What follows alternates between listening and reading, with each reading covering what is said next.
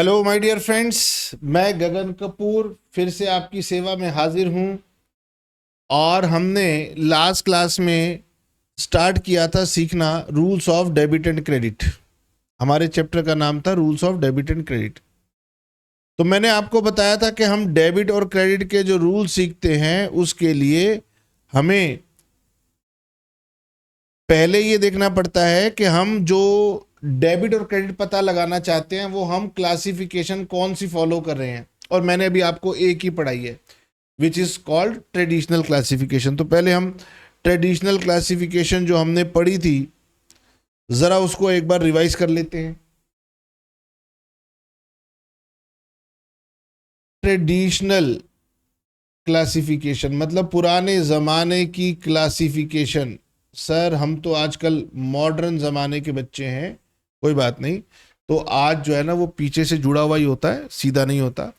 Traditional बहुत अच्छे rules होते हैं। ट्रेडिशनल क्लासिफिकेशन कहती है कि गगन सर हम लोग जब भी कोई अकाउंट बनाते हैं, कोई रिकॉर्ड बनाते हैं तो उसको हम या तो पर्सनल अकाउंट की कैटेगरी में रखते हैं या फिर इम्पर्सनल। ठीक है, हालांकि मुझे इम्पर्सनल से कोई ज़्यादा लेना देना नहीं है, मुझे ज़्यादा काम होता है कि इम्पर्सनल के अंदर वो रियल है या नॉमिनल है।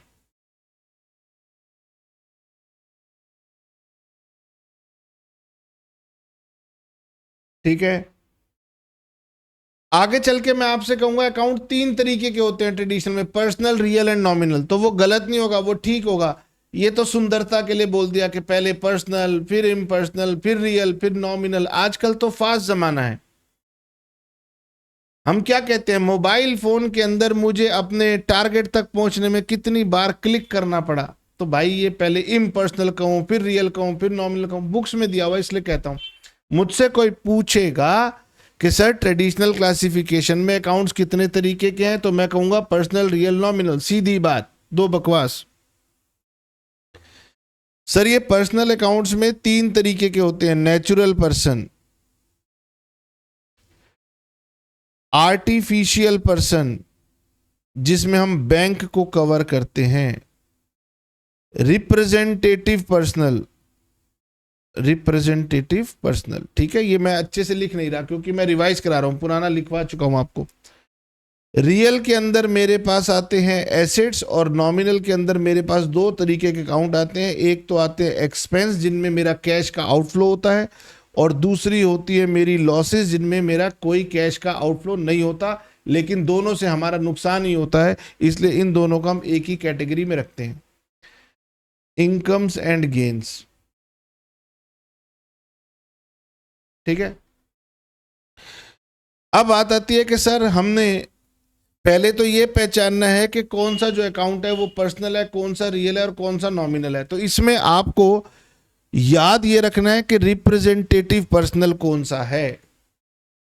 जरा मुझे बताओ रिप्रेजेंटेटिव पर्सनल अकाउंट कौन सा होता है। तो आपका जवाब आना चाहिए कि सर अगर कोई नॉमिनल अकाउंट है जिसके आगे पीछे आउटस्टैंडिंग लगा हो, एक्रूड लगा हो, प्रीपेड लगा हो, रिसीव्ड इन एडवांस लगा हो, तो फिर इसको हम रिप्रेजेंटेटिव पर्सनल अकाउंट बोलते हैं। ये सारी बातें मैंने आपको पहले डिटेल में बताई थी, इसलिए मैंने शॉर्टकट में रिवाइज करा दिया। अब आइए चलिए इसके ऊपर एक क्वेश्चन करते हैं। और ये आपकी टीएस गरेवाल सर की जो बुक है, तो अपनी टीएस गरेवाल सर की बुक में ये अनसॉल्व्ड क्वेश्चन मेरे पास क्वेश्चन नंबर 1 आ रहा है। इसको पढ़ के आपने बताना है कौन सा अकाउंट पर्सनल कैटेगरी का है, कौन सा रियल है और कौन सा नॉमिनल है। ठीक है,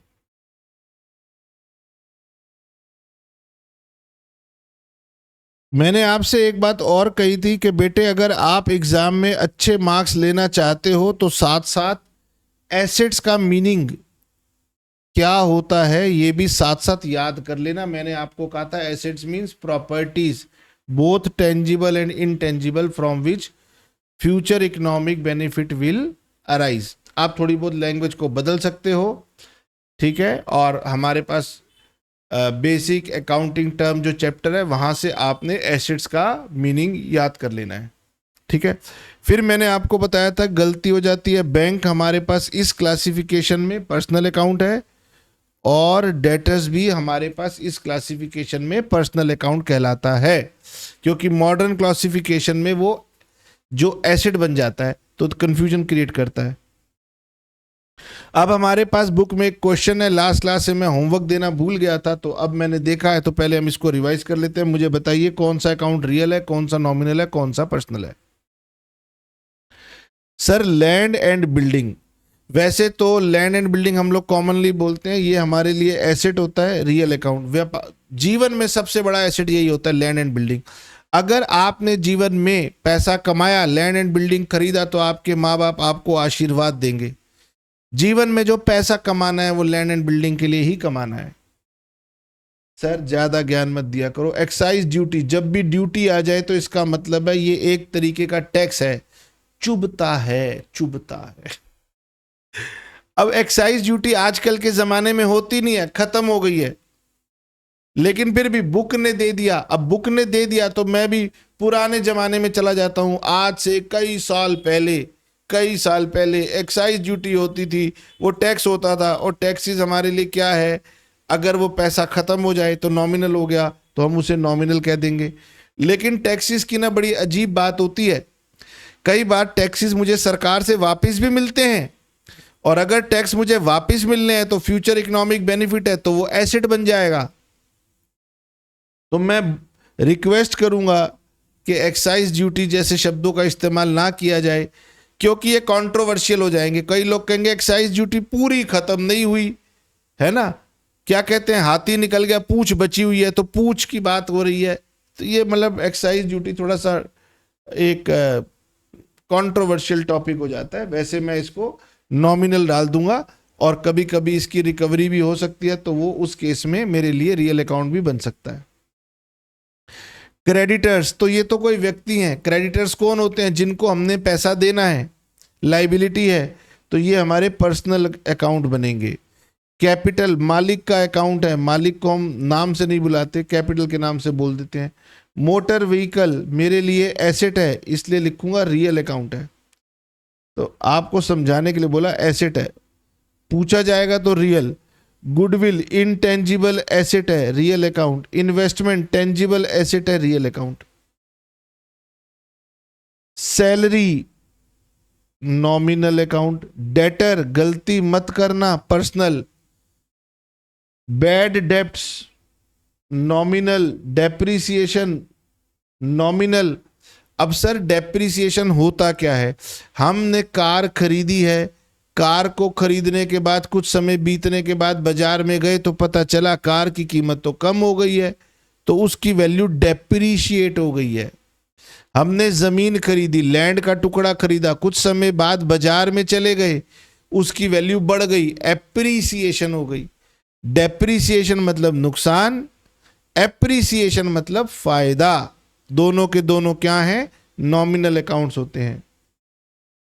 वेजिस, फैक्ट्री में जो लोग काम करते हैं उनकी जो तनख्वाह दी जाती है उसको हम वेजिस बोलते हैं, ये फैक्ट्री वालों को दी जाती है। This is called nominal account. Repair nominal account, sir हमारी कार खराब हो गई थी तो हमने उसकी रिपेयर करवाई, सर्विस करवाई। सर हमारा कोई मशीनरी थी वो खराब हो गई, रिपेयर करवाई। रमेश डेटर, तो डेटर आपका पर्सनल है। इंटरेस्ट रिसीव्ड, इनकम हो गई, नॉमिनल है। बैंक ओवरड्राफ्ट, तो यहां पर बैंक की बात आ रही है तो ये पर्सनल है। परचेज और सेल नॉमिनल है, तो परचेज रिटर्न, सेल रिटर्न, ये बातें आएंगी तो नॉमिनल है। ड्राइंग्स पर्सनल है। फ्रेट भाड़ा, सामान का भाड़ा। अब सर ये कौन सा भाड़ा है, इनवर्ड है या आउटवर्ड है, कुछ भी नहीं दिया हुआ, क्या माने, इनवर्ड मान लेंगे, आउटवर्ड मान लेंगे, हमें क्या फर्क पड़ता है। अभी तो सर इसको नॉमिनल कर दो। रिटर्न्स इनवर्ड, रिटर्न्स इनवर्ड, नाम थोड़ा सा बदल गया, तो जैसे ये परचेज रिटर्न था, ये रिटर्न इनवर्ड, ये सेल्स रिटर्न है, यानी माल मेरे पास वापिस आया, तो इसको हम बोलते हैं सेल्स रिटर्न, बेचा हुआ माल वापिस आ गया। ओ ठीक है सर। अब सर हमारे पास इसके रूल्स होते थे, rules of debit and credit, ठीक है, हमने पहले भी लिखे हुए, आपको लिखने की जरूरत नहीं, सिर्फ आप बोलते जाओ, मैं यहां पर लिखता जाऊंगा।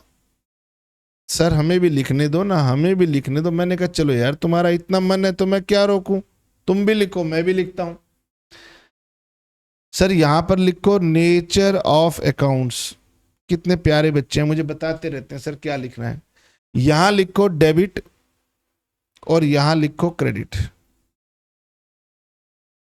सर सबसे पहले तो हम बताएंगे। मैंने कहा अच्छा चलो तुम बताओ। सर सबसे पहले तो लिखो पर्सनल अकाउंट्स।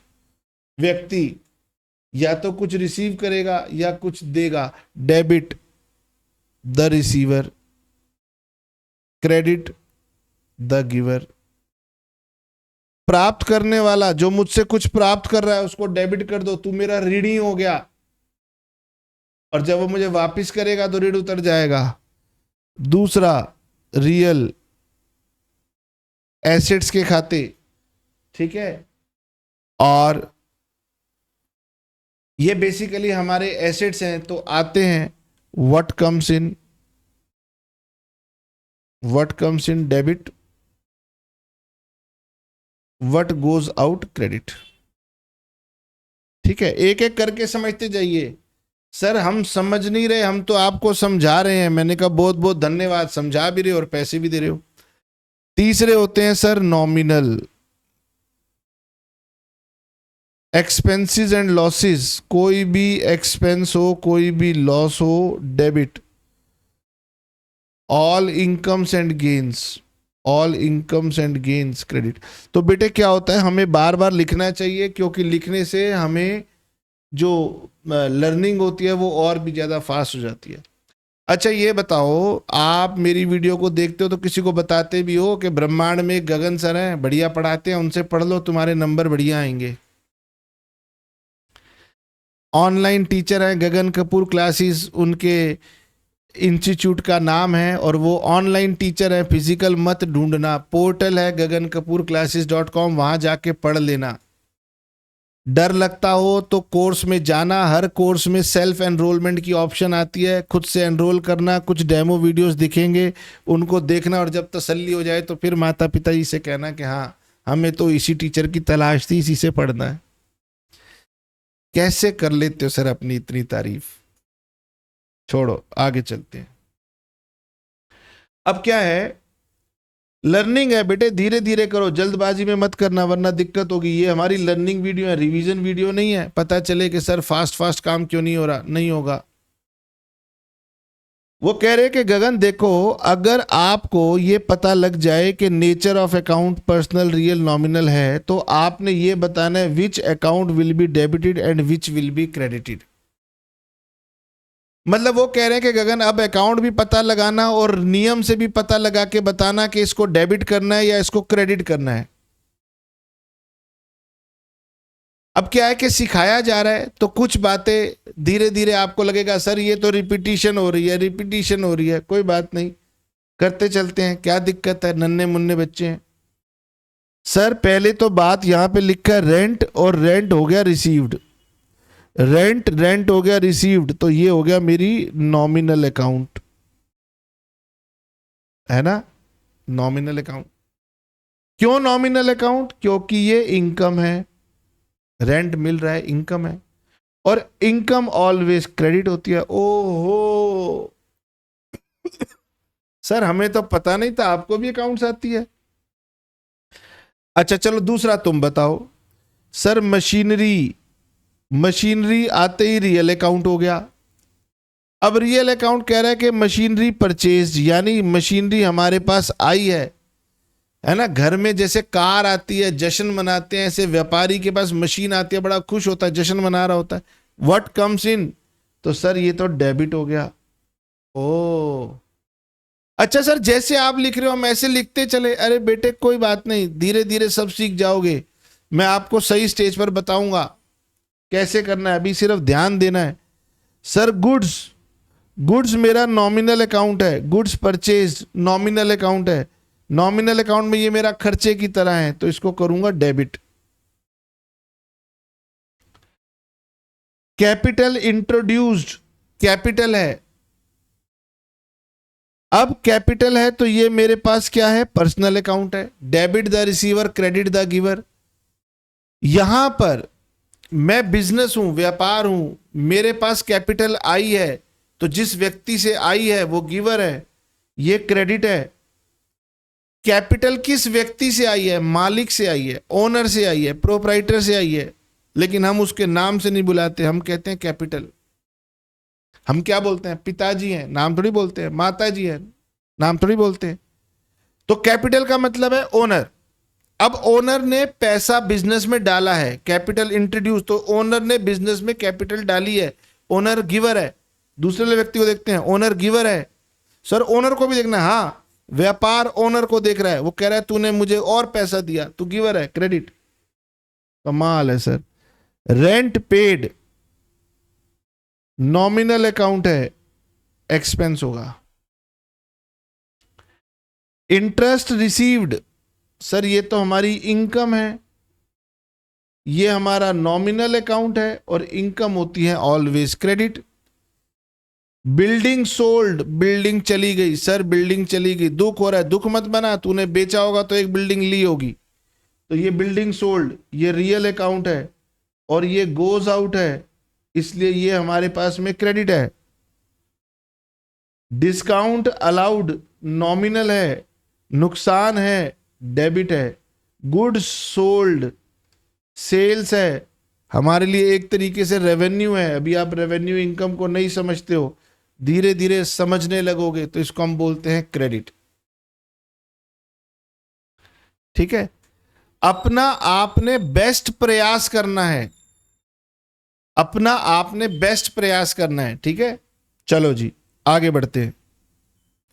सर ये तो हो गया हमारे ट्रेडिशनल रूल्स, अब हम बात करेंगे मॉडर्न रूल्स की।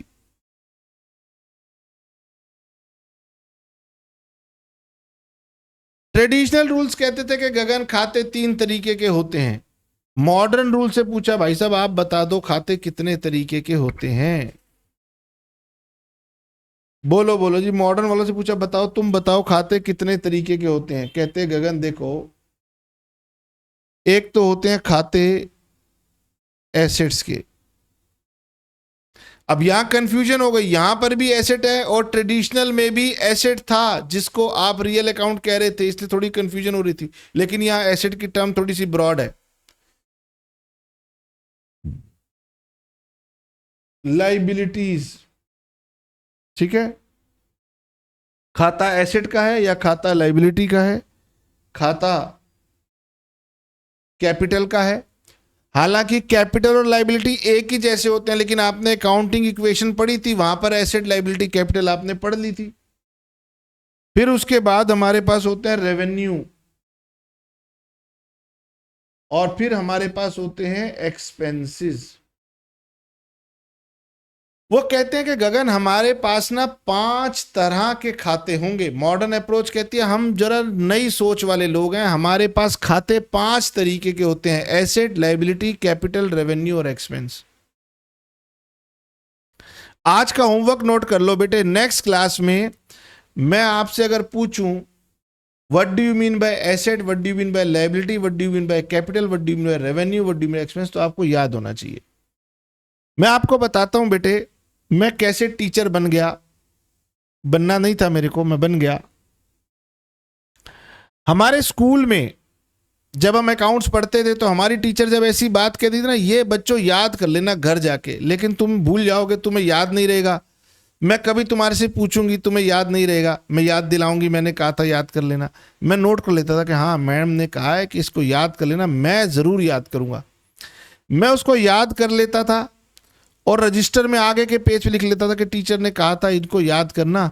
मैं याद कर लेता था, रिवाइज करता था। फिर एक दिन टीचर जब बैठी होती थी, पढ़ाने का मन नहीं है कि चलो आज देखते हैं तुम में से कौन सा बच्चा पढ़ता है कौन सा नहीं पढ़ता, तो पूछना शुरू कर दिया, अच्छा बताओ एसेट्स क्या होता है, लाइबिलिटी क्या होता है, रेवेन्यू क्या होती है। भाई साहब पूरी क्लास गोल, एक ही हाथ खड़ा हुआ मिलता था गगन, और टीचर पूरे स्कूल में ढिंडोरा पीटती थी कि भाई अकाउंट्स में अगर कोई बच्चा सबसे इंटेलिजेंट है तो वो है गगन। अब मैं इंटेलिजेंट क्या था, उस टीचर के लिए इंटेलिजेंट था, क्योंकि टीचर ने मुझे पहले ही बता दिया था कि मैं तुमसे ये पूछूंगी। और आज मैं तुम्हें बता रहा हूं कि बेटे ऑनलाइन पढ़ा रहा हूं, याद रखना एग्जाम में आपके मार्क्स यही बनाएगा। बच्चा बहुत प्रैक्टिस करता है, सर मेरे से कोई भी एंट्री पूछ लो, कोई भी लेजर बना लो, मेरे को सब आता है, लेकिन मार्क्स की बारी में पीछे रह जाता है। क्यों? क्योंकि वो छोटी सी गलती करता है। इन पांचों टर्म्स का मीनिंग याद कर लेना, बुक में दिया हुआ है। ये देखो, ये मॉडर्न क्लासिफिकेशन है। एसेट क्या होता है यहां पे भी लिखा हुआ है, बेसिक अकाउंटिंग टर्म वाले चैप्टर में भी लिखा हुआ है। ठीक है, एसेट क्या है, लाइबिलिटी क्या है, कैपिटल क्या है, रेवेन्यू क्या है, और हमारा एक्सपेंस क्या है, लिखा हुआ है। आपने अकाउंटिंग इक्वेशन चैप्टर पढ़ा था, अकाउंटिंग इक्वेशन चैप्टर में भी ये टर्म आई थी, एसेट लाइबिलिटी कैपिटल आई थी, रेवेन्यू और एक्सपेंस। और आगे याद कर लो। तो मॉडर्न रूल कहते हैं कि अगर खाते बनेंगे 5 तरीके के होंगे। ठीक है, अब उन खातों को बनाने का बड़ा सरल तरीका है। क्या? वो कहते हैं गगन ये देखो, वो बढ़ा या गिरा, बढ़ गया कम हो गया, बढ़ गया कम हो गया, बढ़ गया कम हो गया, बढ़ गया और कम हो गया, यानी वो इंक्रीज और डिक्रीज की बातें करेंगे। अगर कोई एसेट है वो बढ़ गया, व्यापार में एसेट बढ़ गया तो डेबिट, कम हो गया तो क्रेडिट। अब मैंने कहा यार एसेट का एग्जाम्पल दो। मैंने कहा एसेट का सबसे अच्छा एग्जाम्पल है कैश। किसी ने मुझे कैश दिया तो मेरा बिजनेस में कैश बढ़ेगा, डेबिट। किसी ने मुझसे कैश लिया तो कैश घटेगा तो क्रेडिट। सर पहले तो वो कहता था कैश आया और कैश गया, वो कह रहे कैश आएगा तो क्या असर पड़ेगा, कैश बढ़ेगा, और कैश जाएगा तो क्या असर पड़ेगा, कैश कम होगा। तो वो आना और जाना कह रहा था, ये टू द पॉइंट, सीधा आंख के ऊपर निशाना, बढ़ेगा और घटेगा।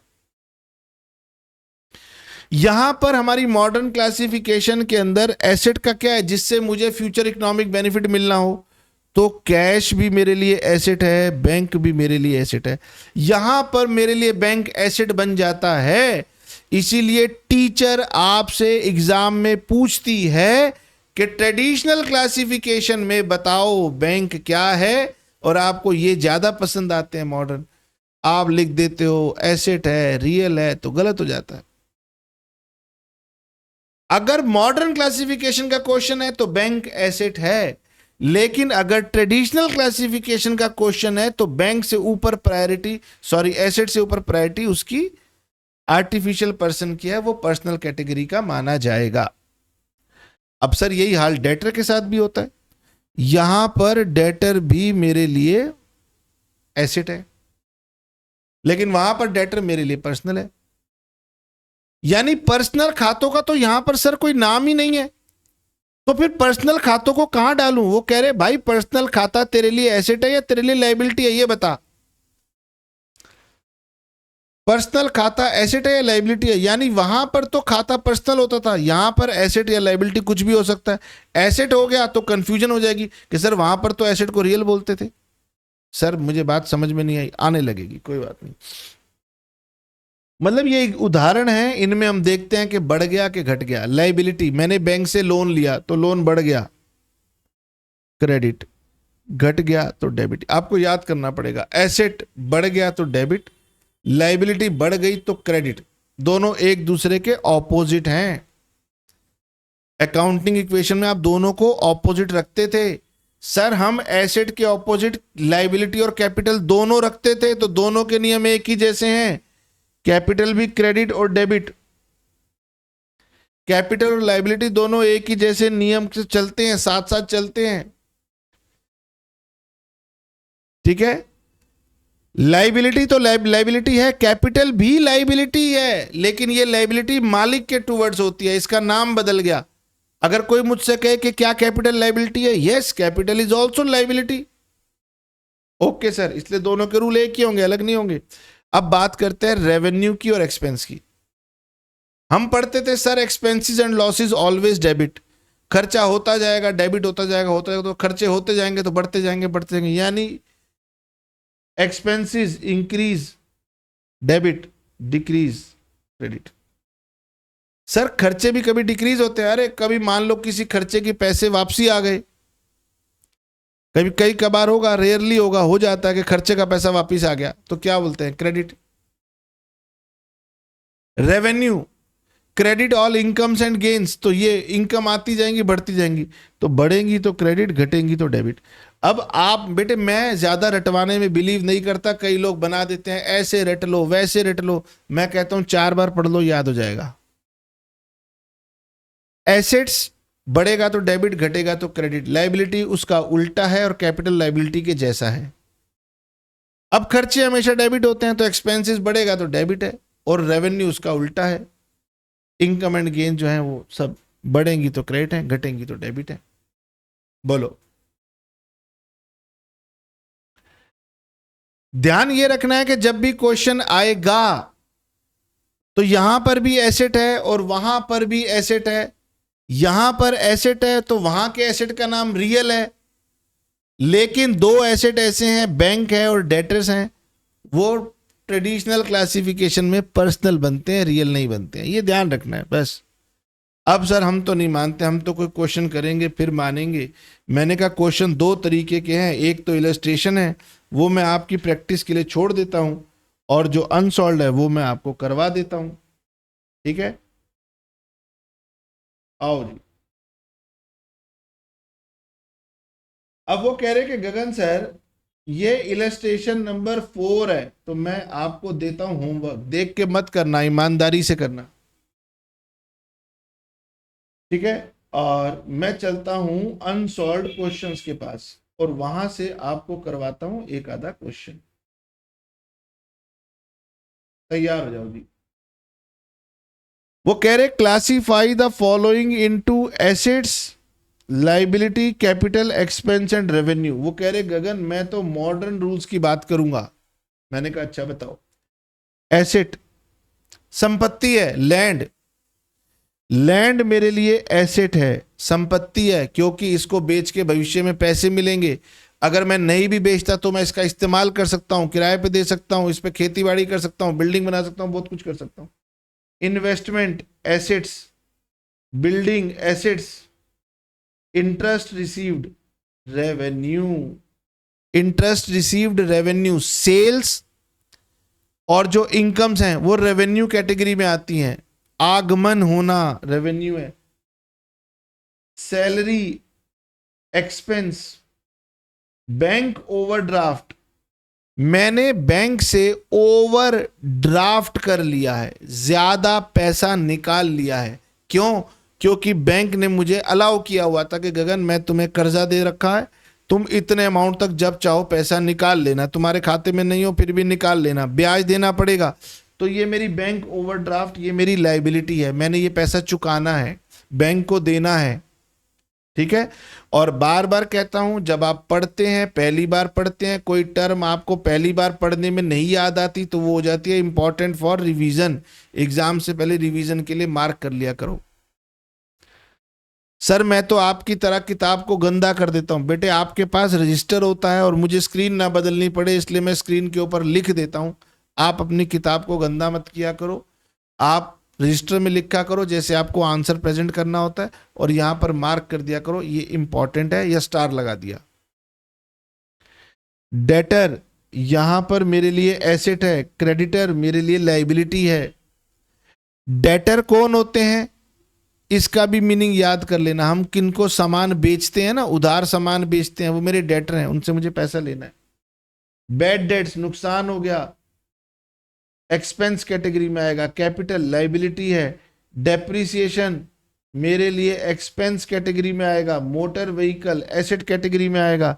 फ्रेट मेरे लिए एक्सपेंस कैटेगरी में आएगा। Wages expense, goodwill asset, repair expense. और यहां पर देखो बुक का जोर है, कह रहे गगन सर बच्चों को ना मॉडर्न क्लासिफिकेशन सिखाओ। वो फिर से कह रहे हैं गगन फिर से बताओ बच्चों को कि कौन सा एसेट है, कौन सा लाइबिलिटी है, कौन सा कैपिटल है, कौन सा रेवेन्यू और कौन सा एक्सपेंस। तो वीडियो को पॉज करो और अपने आप बनाओ। सर आंसर नीचे लिखा हुआ है मत देखना। लो मैं इसको नीचे कर देता हूं, अब बनाओ। क्वेश्चन नंबर 3 बनाओ, वीडियो को पॉज करो और बनाओ, है ना। सिंपल है sir. Plant and machinery asset है, बैंक लोन लाइबिलिटी है, सेल्स रेवेन्यू है, रेंट एक्सपेंस है। सर इतनी जल्दी जल्दी कैसे बोल रहे हो, हम नहीं खेल रहे, हमें नहीं आता। आप धीरे धीरे करो, वीडियो को पॉज करो, आप करोगे आपको समझ में आएगा, घबराने की जरूरत नहीं है। डिस्काउंट रिसीव्ड, जब भी रिसीव्ड आ जाए मॉडर्न क्लासिफिकेशन कहती है revenue. Discount received, interest received, commission received, dividend received, revenue. वहां जो इनकम थी वो यहां रेवेन्यू बन गई है। ओके। कैरिज इनवर्ड, सर ये क्या होता है, बार बार आएगा, दिक्कत करेगा, नोट कर लेना। कैरिज इनवर्ड, फ्रेट इनवर्ड, कई बार बताया। मैंने सामान खरीदा तो सामान खरीद के लाने में जो किराया देना पड़ा, ट्रांसपोर्ट चार्जेस देने पड़े, that is called carriage inward. ठीक है। कैरिज आउटवर्ड, सामान बेचा था तो सामान को भेजने में जो किराया देना पड़ा, that is called carriage outward. अब खर्चे हैं, कैरिज इनवर्ड भी खर्चा है, कैरिज आउटवर्ड भी खर्चा है। खर्चे क्या होते हैं, एक्सपेंस, वहां भी और यहां भी। परचेज, परचेज हमारा यहां पर खर्चा है। वेजिस खर्चा है। एडवांस इनकम, अब बेटे इनकम मैंने काम करना है लेकिन मुझे एडवांस पैसा मिल गया, इसको इंपॉर्टेंट मार्क कर सकते हो, गलती कर सकते हो, this is my liability. Income received in advance is my liability. Income advance मेरी लाइबिलिटी है, मुझे चुकाना पड़ेगा। मुझे किसी ने पैसे एडवांस में दे दिए तो मुझे उसका काम करना पड़ेगा। Accrued income, asset. एक्रूड का मतलब होता है बकाया, बैलेंस रह गया है। इनकम अभी बैलेंस रह गई है, यानी मैंने किसी को पढ़ा दिया लेकिन मुझे पैसे मिले नहीं है, पैसे मिलेंगे, मेरे लिए एसेट है, फ्यूचर में पैसे मिलेंगे। गुडविल है, एसेट है। फर्नीचर है, एसेट है। फर्नीचर एंड फिक्सचर एक कॉमन टर्म होती है, जैसे अलमीरा दीवार में फिक्स हो रखी है तो उसको फिक्सचर कह देते हैं। टेबल चेयर हिल सकते हैं, मूव हो सकते हैं, फर्नीचर कह देते हैं। आउटस्टैंडिंग एक्सपेंस, ये मेरे लिए आउटस्टैंडिंग एक्सपेंस मेरे लिए लाइबिलिटी है।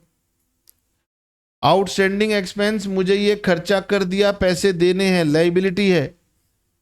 कैपिटल है, मेरे लिए लाइबिलिटी है। तो बेटे मॉडर्न क्लासिफिकेशन सीधी बात करता है इंक्रीज और डिक्रीज, तो आपने इनको याद करना है। ठीक है। एक छोटी सी बात आपको जाते जाते और बता देता हूं। एसेट्स के आगे लिख दो डेबिट, लाइबिलिटी के आगे लिख दो क्रेडिट, कैपिटल के आगे लिख दो क्रेडिट, रेवेन्यू के आगे लिख दो क्रेडिट, एक्सपेंस के आगे लिख दो डेबिट।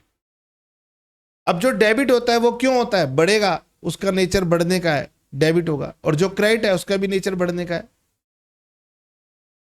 मतलब जो चीज डेबिट होती है वो इंक्रीज पे डेबिट होगी, और जो जो क्रेडिट होते हैं वो इंक्रीज पे क्रेडिट होंगे। कैसे भी आप याद कर लो। ठीक है।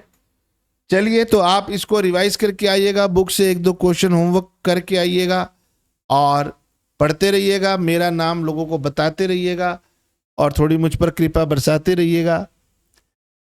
वीडियो यूट्यूब पर देखते हो तो कमेंट डाल दिया करते रहिएगा, पता लगता है कि हाँ सर हमें आपका अच्छा लगता है, हमने बाकियों का देखा, बाकियों का ऐसा लगा, आपका वैसा लगा, है ना। अच्छा, जब आप मेरे को पॉपुलर कर दोगे तो फिर मैं आपके साथ लाइव क्लास में बातें करूंगा। तो सोच लो, अगर मेरे को आप पॉपुलर कर दोगे तो लाइव क्लास में बातें करेंगे ना, है ना। वैसे मेरे को ना रिकॉर्डेड क्लास ज्यादा पसंद होती है, नो डिस्टरबेंस। लाइव क्लास में बच्चा क्वेरी पूछ रहा है, बाकियों को क्वेरी है नहीं, तो बाकियों का टाइम वेस्ट हो रहा होता है। हमारी वेबसाइट है gagankapoorclasses.com, वहां जाइए, अपना अकाउंट बनाइए, ट्रायल है, सेल्फ एनरोलमेंट है, ट्रायल है, सब कुछ है, कीजिए और फिर मिलेंगे नेक्स्ट क्लास में। Tata bye bye, see you. अभी तो बहुत सारा वहां पर आपको पढ़ाई करने को सामान मिलेगा। चलिए, tata bye bye, see you.